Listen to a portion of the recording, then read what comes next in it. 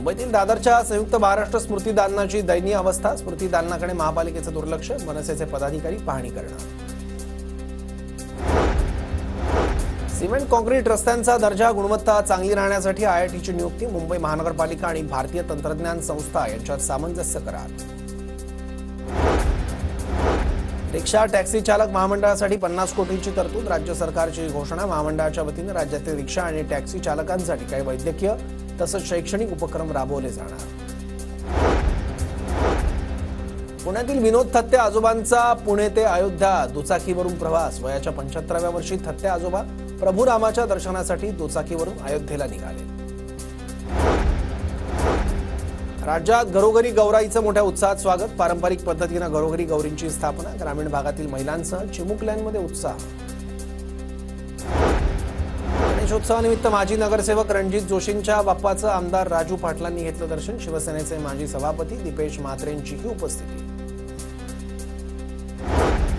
मुंबईच्या कांदिवलीमध्ये वीरेंद्र गायकवाड कुटुंबियांकडून गणेशोत्सवात शीश महालाचा देखावा। शाडूच्या मातीपासून बनवलेल्या बाप्पाच्या दर्शनासाठी लोकांची गर्दी। गडचिरोलीच्या भामरागड तालुक्यात पूरपरिस्थिती। 3 राष्ट्रीय महामार्ग बंद। 70 घरं पाण्याखाली। 200 नागरिकांना प्रशासनानं सुरक्षित ठिकाणी हलवलं।